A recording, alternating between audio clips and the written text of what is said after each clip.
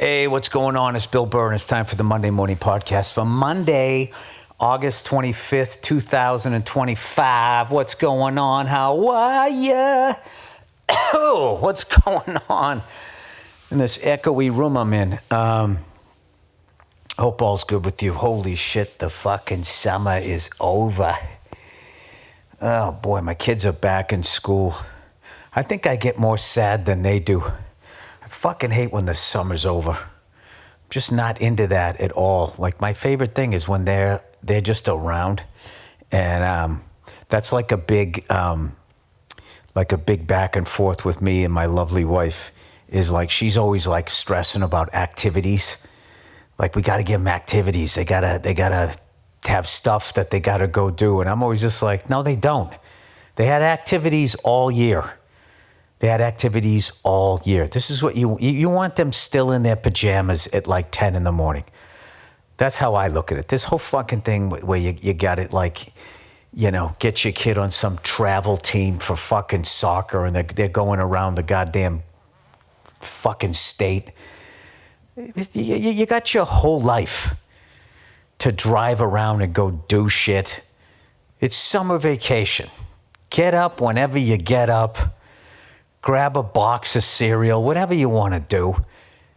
And then, you know, we'll see how the day shakes out. I'm not saying that that's the right way, but I'm saying there's a nice balance, because then my lovely wife will be like, hey, I signed him up for this thing, right? And at first I'm always thinking, I'm rolling my eyes like, oh, Jesus Christ, what is this? What is it? You know? And then it's like you sign them up, and now I don't get a break. I don't get a break from having to get up and take him to school. Now instead of school, I'm taking him to this other fucking thing. But she ended up signing him up for it was like a 1 week camp, you know, day camp. He didn't like stay there overnight. I don't fucking get that at all. People shipping their kids off to camp. I mean, didn't you ever see fucking Friday the 13th, Crystal Lake, you know? That's what I always think. I always think it's going to be a bunch of fucking, 17 and 18-year-olds, right?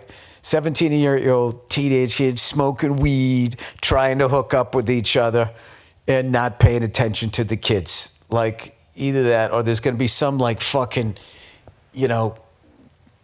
sociopath kid or some kid with distant, awful fucking parents, and he's going to be bullying all the kids. It's just like, why would I do that? Why the fuck would I? I'm not doing that shit. So, but I will say the camp that she signed him up for was tremendous. But anyways, today was the, I don't know, they sort of started last week, but like today's like the official, starting or whatever. And I don't know. I'm psyched. I'm psyched that they're in school, back with their friends or whatever. But I swear to God, like when kids go, oh, I'm going back to school, like I get it. I'm like, I know, it sucks. It sucks. I fucking hated that. I don't say the F-bomb. I try not to anyway. But anyway, they're back in school. So that sucks. But when they're back in school, that does mean something good though. Aside from them learning and being back with their friends and stuff, it also means that football season is right around the corner. And I don't know. I don't have any very little road work this year for the rest of the year. So I'm actually going to be around to watch the games. So I think, I don't know. I got to pick a college team. God. Speak of the devil. I don't know if you guys heard that. My son was coming, Dad. Yeah, I'm going to miss that. Anyway, so I'm going to be watching a bunch of sports. I'm fucking crushing my French.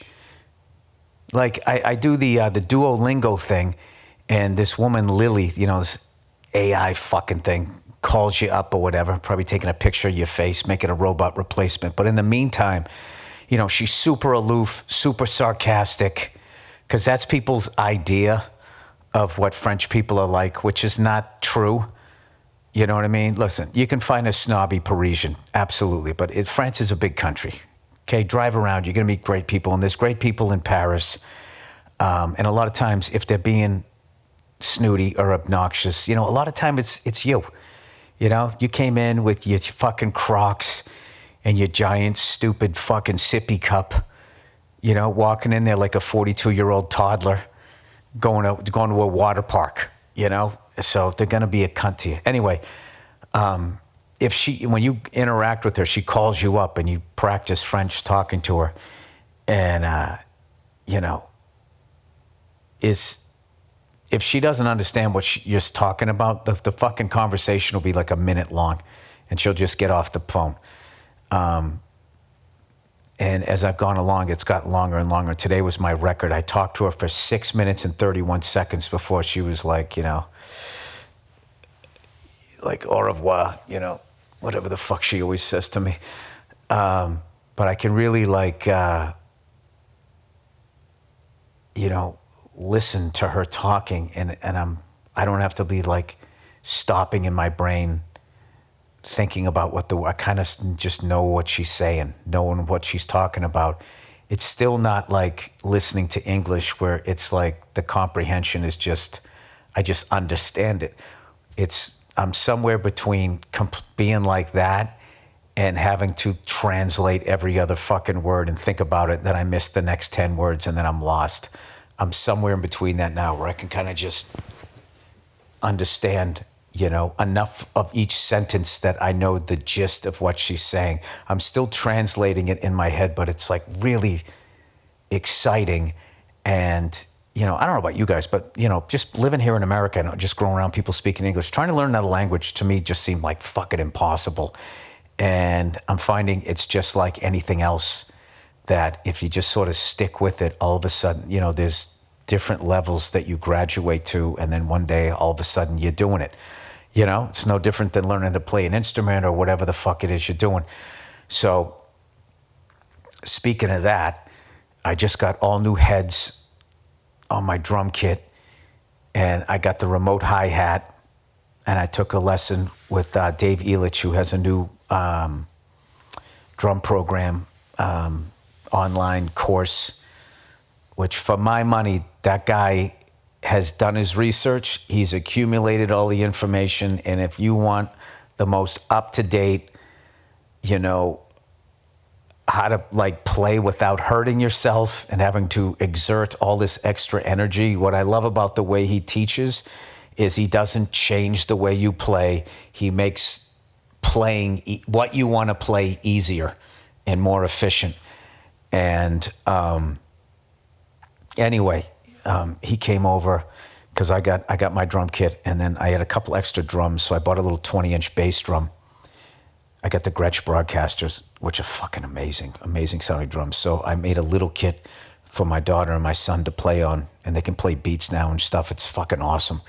So he came over and tuned up the drums, and I learned, so just watching him doing it, like my rack tom, the sound was always choking on the drum, and I couldn't figure out what the fuck I was doing wrong. So he started to tune up the top head, the batter side, and he goes, "Why is that choking out?" He goes, "Oh, the bottom head's probably too loose." And I said, "Why do you think it's too loose?" He goes, "Well, the sound from the top, it goes down, it has to ricochet off and come back up so the drum sings. If you have it too loose, it's just going to go down and die." And he tightened up the bottom head, and then all of a sudden the drum was singing. I was just like, like that's the kind of shit. That's the kind of like drum hack stuff that I love. So anyway, one of my favorite double bass drum songs ever doesn't even have a lot of double bass in it. It doesn't have fast double bass. It just has this really cool pattern that I was telling you guys about. One of my favorite drummers of all time, Tim Alexander from Primus, this song, My Friend Fats. And what I loved about it is, I was saying, I think I just talked about this on the podcast, but I don't give a shit. I'm geeking out about this song. Is that you know, da-da-da-dun, da-da-da-dun, that he plays da-da-da-dun on the bass drum. He's also playing it on the hi-hat. He plays it all. And in the beginning, that's all it is. And it's like da-da-da-dun, So you're thinking like triplets. 1 and a 2. And then there's this weird pause. You're like, what the fuck? And Elich, once again, he told me, he goes, no, dude, it's actually in 4. It's E and a 1. That's where that lick is. And then he's implying a triplet feel off of that while still playing in 4. And then it makes common time feel like odd time. And I'm just like, that is fucking genius. I love it. So, and then he does all these cool fills. Da-da-da-dun. Get, gon, get. Da-da-da-dun. It's so fucking cool. So anyway, that's like going to be what I'm working on. And then I'm going to be doing some shows out here in LA, putting together some dates everywhere from like, in LA out to Riverside, a few other places so I can keep my act tight because next year I'm going to go back out on the road again. And so I don't know, that's going to be my fall. I don't know. Other than that, going to the gym and all of that fucking bullshit. All right, so that's what I'm up to. I hope you guys had a good summer. If you got kids, I hope you had a great time hanging out with them and all of that. And, you're probably psyched that they're back. I mean, I'm not going to lie to you. There's a part of me, when they go to school, then I get to hang out with my wife more. So, it's always, the little like push-pull. But speaking of push-pull, let's talk about the fucking Red Sox versus the Yankees. I'm recording this before the 4th game. We've beaten them 8 games in a row, And this game 3, it's like we were up like 5-1 or something in the bottom of the 8th. They had like 2 guys on, somebody coming to the plate. I go, here comes the home run, comes a 3-run shot. It was 5-1, and it's going to be 5-4. Like, there's no fucking way we're going to keep beating this team. This is the fucking New York Yankees. They don't end up scoring a run, and then they just fall apart. I mean, fall the fuck apart in the top of the 9th. Can't get anybody out. We scored 7 runs. And in that was like, a throwing error, a balk. I mean, so, I lived a long time in New York. I'm also out here in LA. I know a lot of Yankee fans. So I didn't rub it in. I just said, hey, I'm not being a dick or nothing, right? It's like we're a young team. We're finally going in the right direction. I think we could make the wild card. I think we could maybe win the first round. But when we get to these more solid teams, like I'm not sitting there acting like the Red Sox are going to win the World Series. I'm not saying that, but I am excited that we're moving in the right direction. So I'm just asking, because I have been watching baseball now since 1978. Whatever that is, like 47 fucking years. All right? I've never seen a Yankee team like this. Like, no matter, good, bad, or ugly, they always showed up to play. And if you knocked them down, they always got back up. It ain't over till it's over. I mean, that came from their own guy, Yogi Berra. I have never seen a fucking team like this, so it doesn't make sense. I know they lost Juan Soto, and I know they had to shut down, what's his face there, for Tommy John surgery. But that doesn't mean that people stop trying or have like these brain farts. So I just asked a couple of like big time psycho Yankee, 3 of my friends who they're the biggest, like, the kind of people you can call in August and they're watching the game. Not those October, April fans. I mean, the people that ride through the team. And I was going like, what the fuck is going on with these guys? You went to the World Series last year.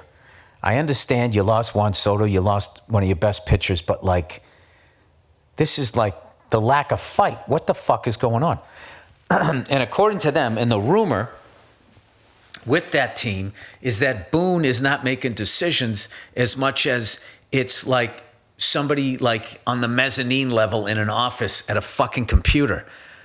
So they make all of these decisions, like literally the batting lineup, how long to keep somebody in or take them out is all being made on a computer. And then all of a sudden, their lack of vibe totally made sense. Like, you can't plug human beings into a fucking computer and not expect, that look on your kid's face when they're looking at a fucking tablet or watching TV. Like, it just glazes over. Like, we somehow have gone from the Earl Weaver, Billy Martin, Lasorda, Lou Piniella, all those great fiery fucking managers to like, and I think a baseball manager, if you're going to go that route, is just like a fucking maitre d'.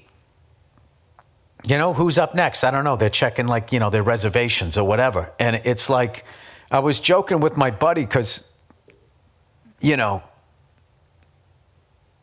don't like rub it in.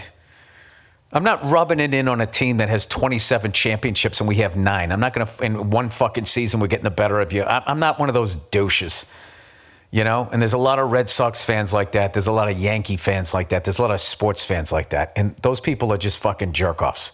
Whack-a-mole fans is what I call them. They're underground, and then when their team wins, all of a sudden they pop up. You get a text, and you look at the text thread. You haven't heard from them in a couple of years. Those fucking douches. I was joking with that guy, the Yankee fan, going like, because he was going, I want a manager that smokes in the dugout. And I knew what he was saying. And I was saying like, yeah, like if it was the weekend and you got invited to 2 parties, one of them was being thrown by Spock and the other was being thrown by Captain Kirk. Which one you going to? Which one's going to have the vibe? Which one is Ron Burgundy going to go to and do a cannonball into the pool? It's Captain Kirk. You got to have the fucking human element.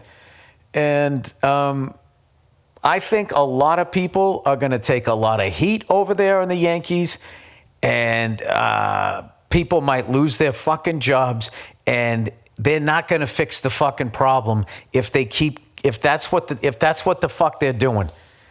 If you're going to take the human element out of the game, one of the best things about the game is, I always felt like what really separated a good manager from a great manager is how well he knew his team.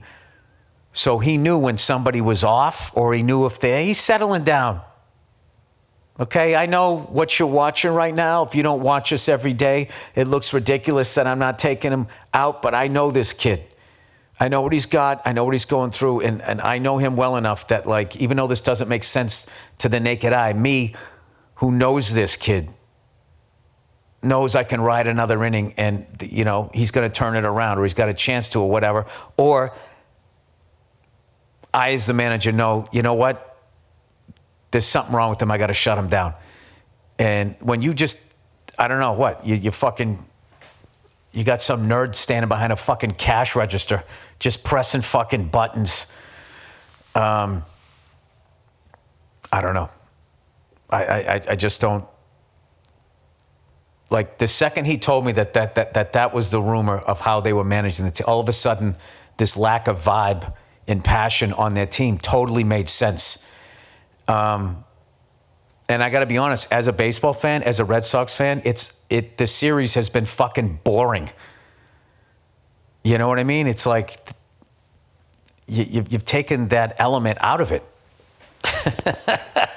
So, I don't know, strange. The whole fucking thing is just it's just, I don't know. It's why I drive old cars. My wife's car, God bless her.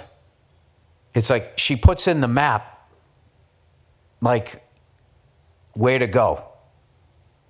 And it's just so fucking over-designed. I got a map. I literally have a voice going like, turn right in 400 feet. I got that. Then there's also a map, and on top of the map, there's like video of you driving down the street, superimposed over the fucking map. So when you look down, like, what? I'm going to look down and do what? Watch where I'm going and look at the map? It's like, through all of this extra safety, which it really isn't extra safety, it's just new shit to make your old car that's fine seem like it's not as good anymore. All it does is just fucking distract, I don't know, for me anyways. So, I just got, all I had was my old truck. I just got a new old car that I'm driving around in that I love. It's a fucking, got a V8, manual transmission, no screen, just a fucking daily driver. And I love it. I don't even listen to the fucking radio. I'm just driving down the street. And guess what? I drive way better. I get in my wife's car and I'm so busy getting annoyed by the thing. Like my wife's car, like the new cars, it's like, it's like you ever just meet somebody new and they're just doing too much? And it's just like, if you would just chill the fuck out, you would get the reaction that you want from other people. But you're so fucking insecure that when you don't get the reaction, you just got to try harder and harder and harder. And you end up like pushing people away. That's what a fucking car does to me. But I'm also out of my mind. So who knows? Anyway, I got to give I'm going to start doing this shit. Giving shout outs to local places that I've been to that are like owned by individuals. They aren't chains, so fuck all these corporations. This goes back to those, Pete's Coffee and fucking, Timmy's Donuts and shit. There's no Pete in there. There's no Tim. It's a fucking corporation. Fuck them. All right? My wife took me to a breakfast at this place called Alta Adams, A-L-T-A Adams.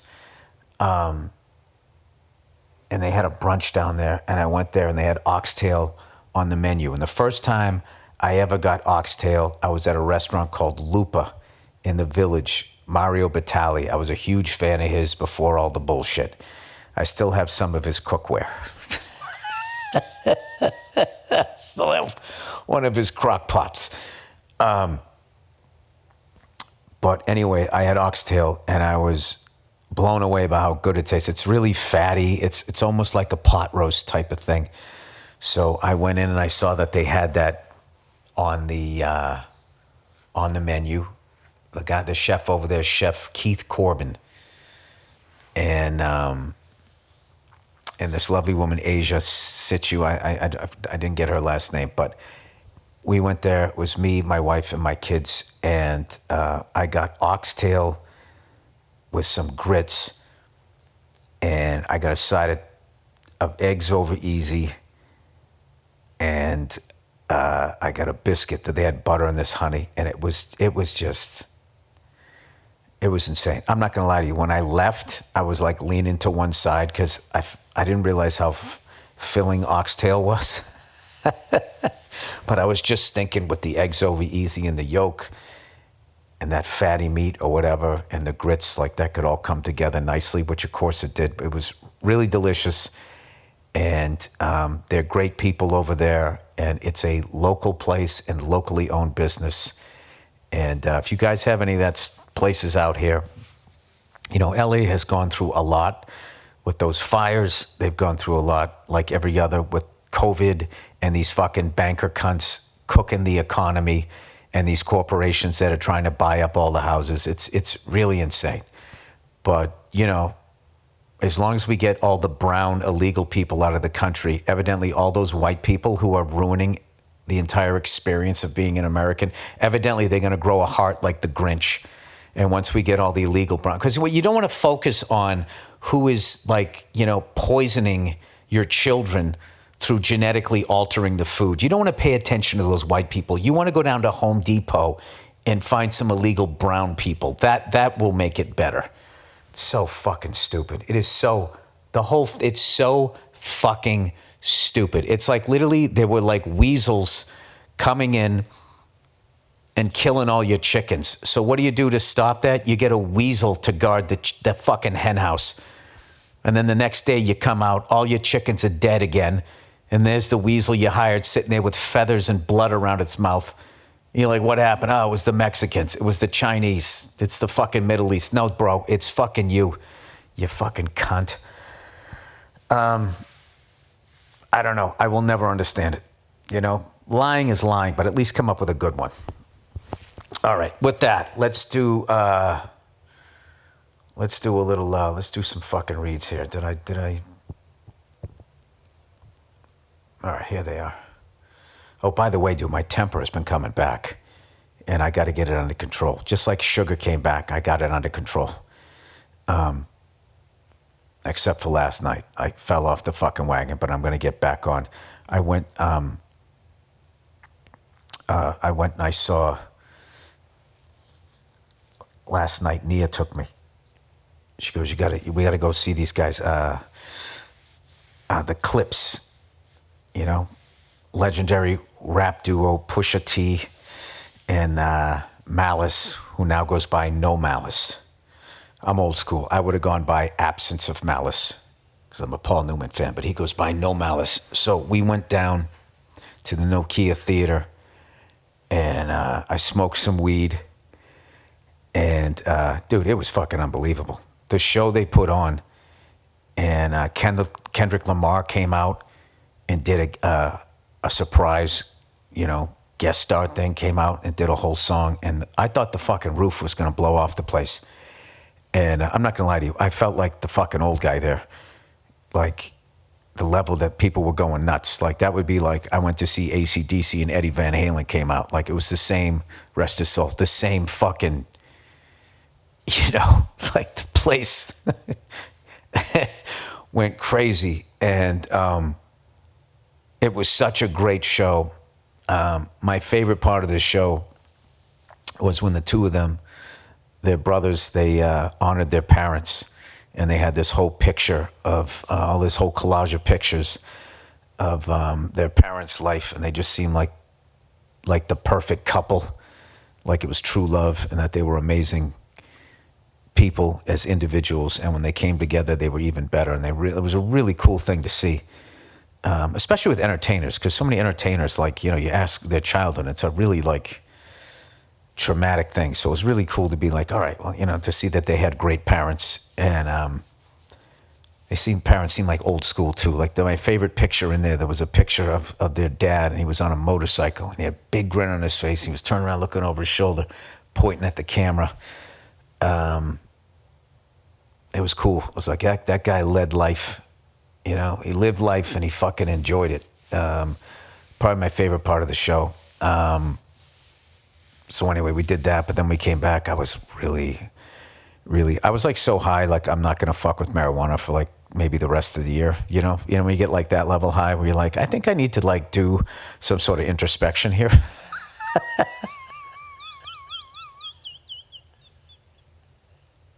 I was super high, and I had this really funny fucking interaction with this guy.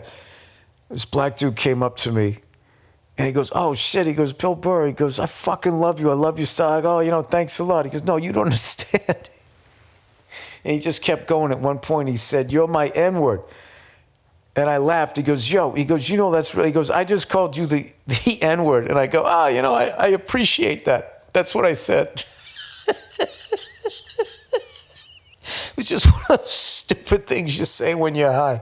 But I knew what he meant.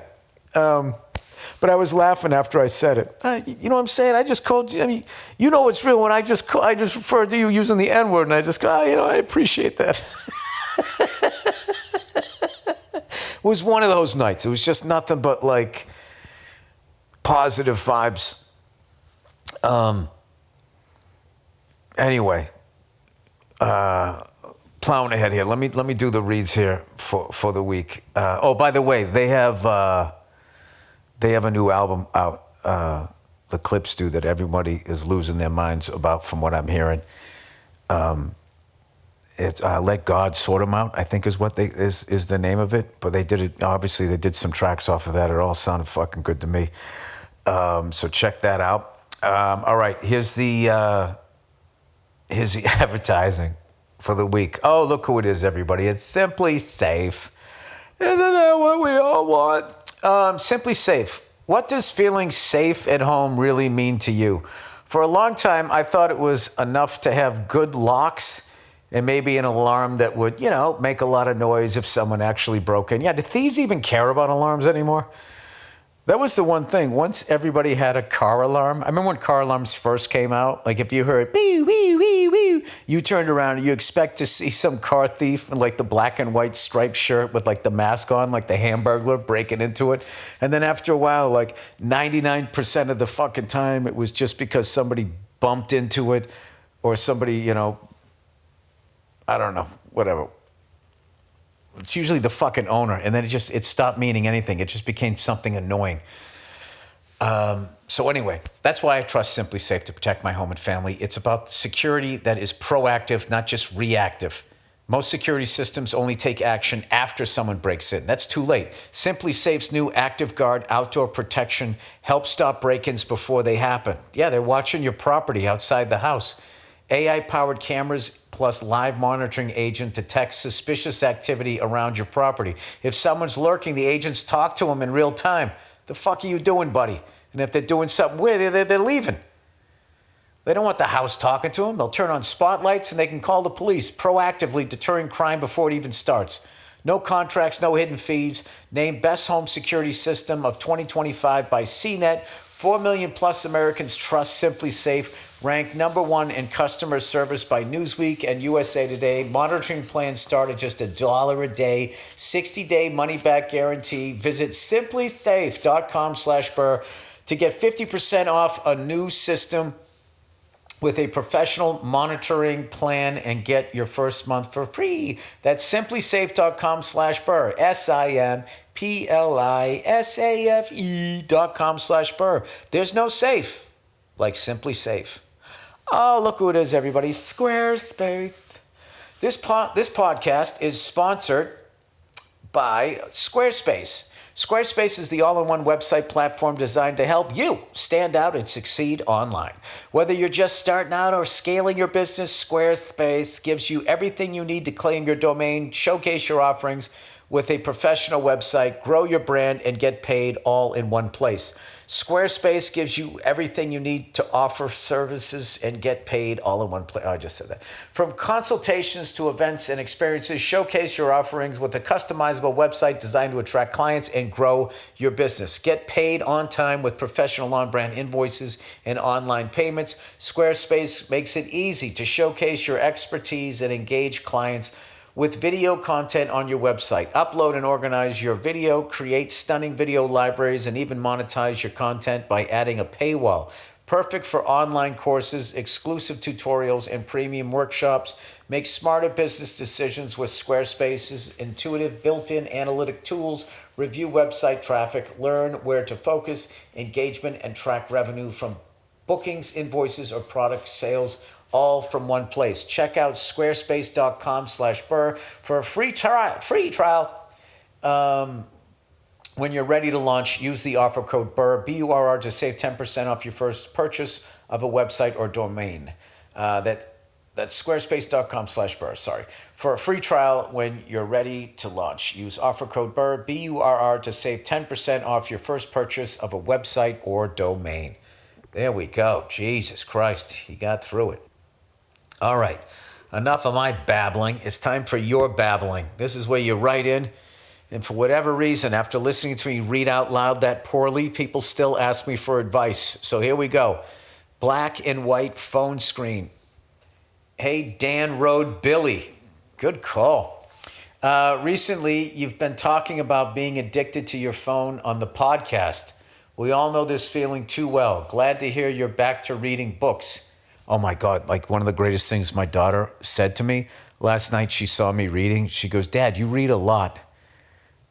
No one has ever said that to me in my life.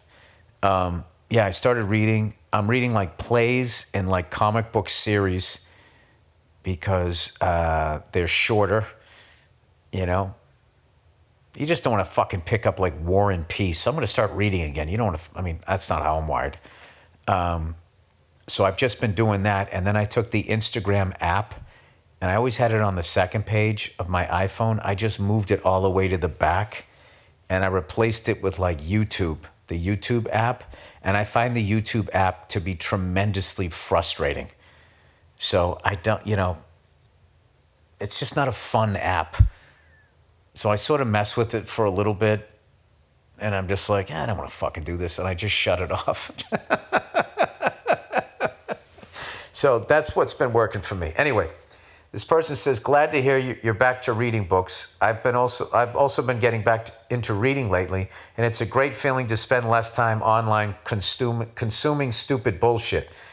Yeah, and you're worried in a way that you're going to be like missing out on something and you're not going to be able to hold a conversation with people. You're fine.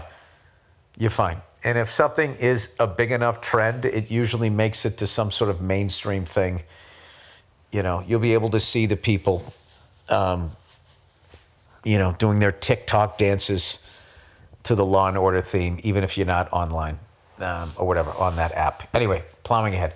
Thank God someone finally wrote in and told you about scrolling to the top of your phone by accident. It was one of those situations where everyone knew what was happening, but no one had the heart to tell you. What do you mean no one had the heart to tell me? Like, what? You're not telling me, like, my dog died. Just tell me what the fuck I'm doing wrong. There's being concerned about someone's feelings, and then there's just fucking enjoying watching somebody struggle. I think that's what was going on. I would have said something. I just didn't have the heart to tell him, to give him the information he needed. Like, that doesn't even make sense. Anyway, plowing ahead. Since you figured that out, I didn't figure that out. Somebody explained it to me. Here's another phone tip for you. Try putting your screen in black and white mode. Oh, that's cool. There was an episode of F is for Family where they get a color TV and instantly everyone is more addictive to watching TV. Oh, that's true.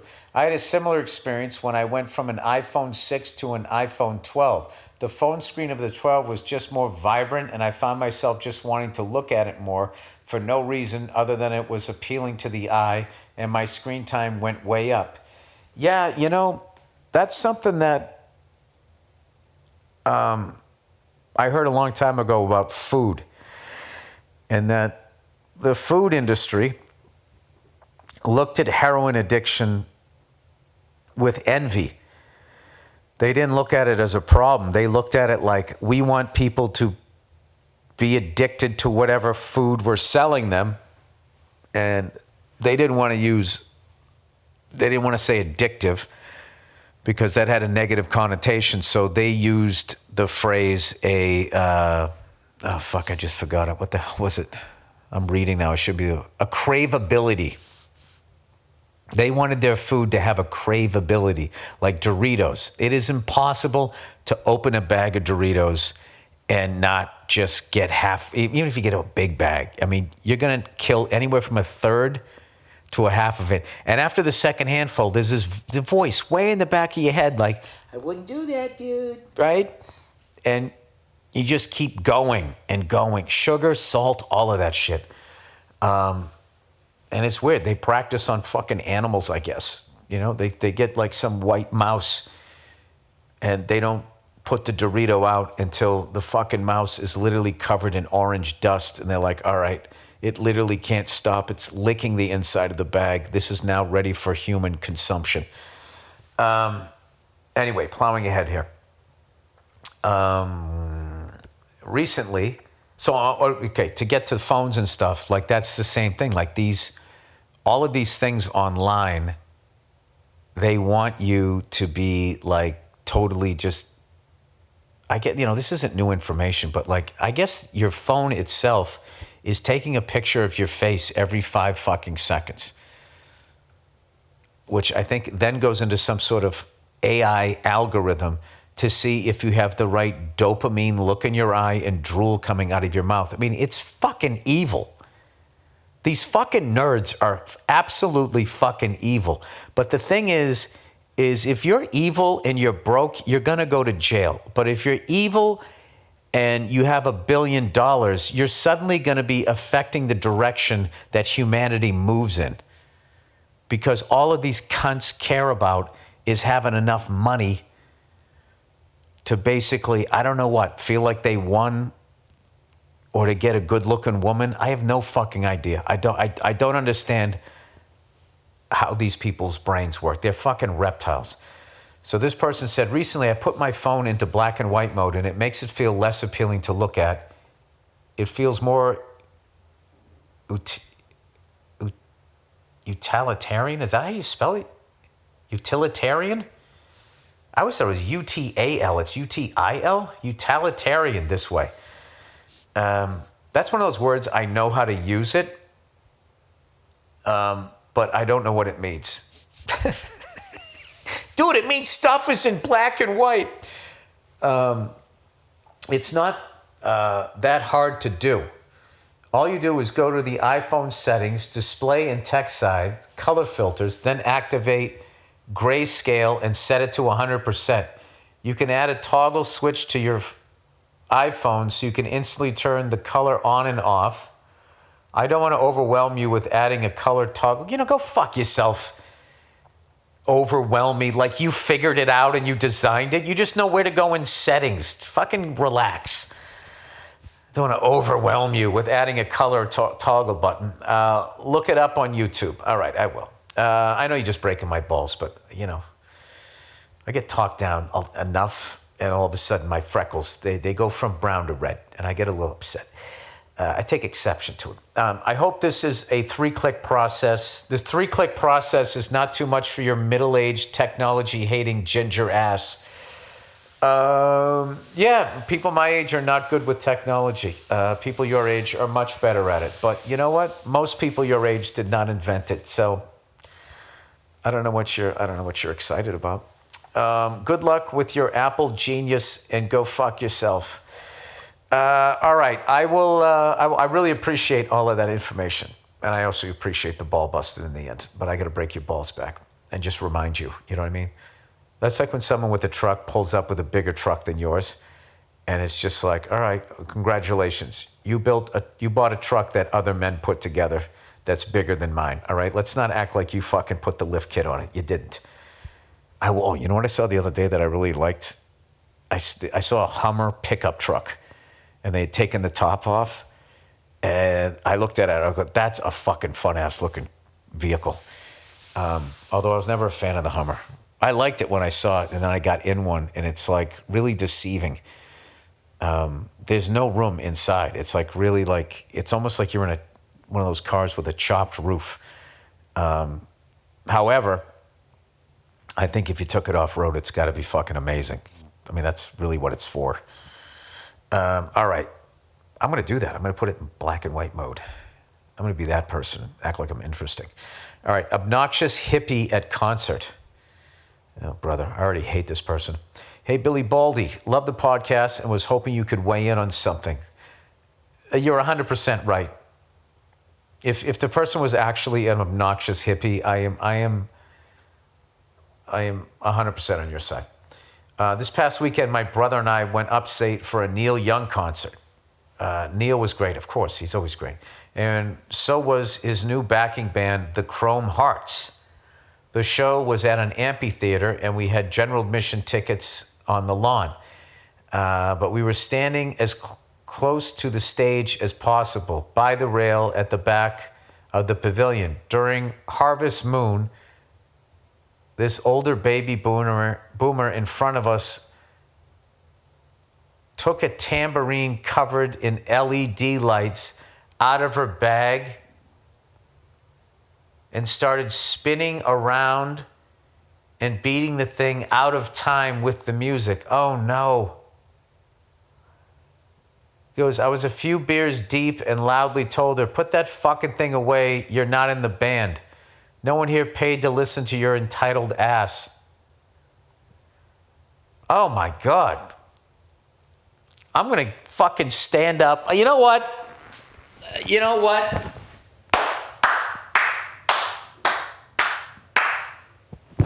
Good for you. Oh my God. You should have, the old days, they would have been smashed over her fucking head. She stopped and went elsewhere. Good. A couple people next to me backed me up, but my brother says I went too far and she was just having fun. Do you think I was out of line telling her off? Thanks and go fuck yourself. No, not at all. I would say the last time you and your brother fought, you won, and he's just looking for a way to criticize you because there's no fucking way you could be more right than that. That was a total, it's like, that's one of Neil Young's greatest songs, Neil is up there in age. Who knows how much longer he's going to tour. This is your one time to hear it live. And this fucking jerk off is going to make, no, that's, I'll tell you, I will go beyond what you did. That person, whoever marries that person, is going to live a life of misery. That is a self-involved fucking person to a level that there is no medicine and there's no therapy that can help them. In a perfect world, that hippie with the tambourine, she would die alone and never reproduce. If what she has is contagious. I'll tell you right now, she's going to get married someday. Her husband's going to be miserable and their kids are going to be sad because it's going to be all about her. Who the fuck would interrupt Neil Young singing Harvest Moon with an LED Jesus fucking Christ. I'll tell you right now, the last thing I would want to do is be you having dinner with whoever the fuck your brother's dating. Because if that behavior isn't out of line for him, Jesus. I'm going to go on a limb right now and say, you know, if he marries something like that, you guys are not going to be spending Thanksgiving together anytime fucking soon. That's how out of line that fucking lady was.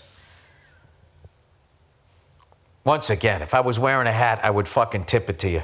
That is like round the bases and then come out of the dugout for a curtain call. Good for you. Good for you. And all of those people that were around you that like didn't have to deal with their bullshit. Ugh. Was she in bare feet too and they were filthy? Oh my God. People walk around in bare feet and it's just like fucking Johnny Appleseed. It's like, it's bottom of their feet. I don't understand those people. I don't want to understand those people. Take them out back, hose them down, and send them on their way. All right, car collector. Hey, Billy Buick. I really love classic cars, and hearing you talk about them, I didn't start to fawn over them until I hit my 30s. I'm a 45-year-old black man who grew up in the Bronx, so my exposure to cool cars was limited to MTV. I'm moving out of the city soon, and I'll have a driveway and garage to properly store and drive one. Classic car owners are some of the friendliest people I've ever met. I've met a few guys and a lady who have helped me navigate the ins and outs. Dude, I'm like getting excited that you're going to tell me what you're going to get. Ins and outs of owning a classic car, and I'm getting ready to purchase something in the spring. My taste has changed from 70s muscle cars to mid to late 60s Fords, specifically Thunderbirds. Oh, yeah. I mean, those are fantastic. And you know what's cool about the Thunderbird is I feel like they changed the way it looked every couple of years, like drastically. They also have some in the late 50s and the early 60s that had like that swivel chair when you went to get out. You hit a button and like you didn't have to step out of your car. You like literally, the chair spun with you and then like your legs were pointed out the door and you got up. Some of them had the steering wheel that also moved to the side. It's fucking amazing. I am, as far as Fords, I'm a big fan of the LTDs, the late 60s LTDs. I love the Ford Galaxies. More of a Galaxy guy than a Fairline guy. And as far as if you were going to go muscle car, the Ford Falcon. It's the same chassis as like the Mustang, but it's just, I just think it's cooler because it's more rare. And I don't know, that for my money, that's what I would go. But that's incredible. I'll tell you, there's another car that I love is the car Dirty Harry drives, which I think is just called a Ford Custom. In the first one, it's like a 68 midnight blue 4-door sedan. You can't find, those things just got junked. You know, they weren't like sexy or anything like that. But now that I think they're just cool as hell. I think that market's heating up too, like 4-door sedan. Just because the baby boomers, I think they just bought and sold the same fucking 12 muscle cars and they just became like, I don't know, you've just seen them too much. And then, I don't know, the rarity of them just wasn't as cool. I don't know. So anyway, plowing ahead here. This person says, I wanted to share a video with a man who owns 1,000 cars. The most impressive thing about this man is that he knows everything about every single one of his cars. It's beyond impressive. He doesn't open his warehouse to many people, but this particular YouTube channel is well respected. Okay, this isn't like a link that I can just tell you. Unless you want to write it down, old school. www.youtube.com/watch ? And then it's Victor =lowercase r. What am I really going to do this? I might as well just finish it. Capital D, the number 2, and then lowercase Delta Kilo Papa, capitalize Tango Delta. I feel like I'm calling in an airstrike. 4, capital E Echo, and then the last is either a 0 or the lowercase letter O. Oh my God, I'll be clicking on that the second this is fucking done. All right, moving on. Kids book in French. Oh, bravo, monsieur. Hey, hi, the great dad, Bill. I like how great dad is in quotes. I can't tell if you're saying I am or if you're fucking saying, what are you, a great dad because you say you were? All right, long-time listener from Canada here. Heard lots of stories about how you spend time with your kiddos. Just wanted to share a book they would definitely enjoy. The Incredible Story of the Giant Pear by Danish author Jacob Strid. S-T-R-I-D, Jacob, J-A-K-O-B. Really fascinating story and illustrations. I suggest to buy a hardcover copy. For whatever reason, it's not published in English. You could get it in French, though, and translate it to English for your kids as you read through the pages. They would translate it better than me at this point. That's what we're doing at home. Good exercises for your French, and kids would 100% love it. I will add the link here if you are interested, but I was only able to find it from one of your favorite companies, Amazon. Maybe once in a while you got to dance with the devil. Well, I will definitely check that out. Thank you very much.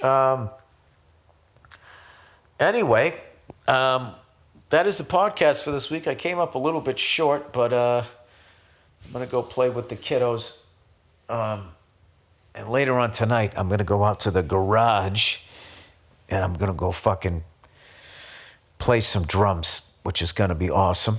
Because that's it. I lead the life of a kid. I try to as much as I can. So with that, as I mentioned before, I will be doing a lot of stand-up in and around LA, running my hour for the rest of the year, keeping it tight. And there's some new comedians that I've seen that live out here in LA that I'm going to be bringing on those shows. Always excited to see a new funny person come out. And, this year is no different. And I've always worked with great comics that then go on to headline themselves. And I think that's how it should be. Like I said, I don't want to have the terminal I don't want a lifer opener for me. I want someone that wherever I'm performing at, they want to headline it. So they are, it's good to be working with someone that's moving forward. Because as they move forward, they sort of pull you along too. My belief. Anyway, so, I've picked out the college football game that I'm going to go to this year. I got the green light from my wife. And because this was the hard one. It's Auburn, Alabama, in Auburn. And it's the Saturday after Thanksgiving. So that was always tough. It was always like, that weekend's like a non-negotiable. But, because I'm in town the whole, all of the fall. And my wife's fucking cool. She's like, all right. So I'm trying to get a crew together and get some tickets or whatever. Maybe do a showdown that way. I don't know. hoping it's going to be a good game. I know I know the energy is going to be crazy, but like, I know Saban's retired. It's a whole new time with like paying players and shit. I know Alabama, it's Nick Saban. They're not going to be as good without Nick Saban, but they're still Alabama. And I know Auburn kind of goes up and down. I haven't heard anything from the last few years. I know they had a few tough years, but I've been so fucking busy. I haven't been able to pay attention to it.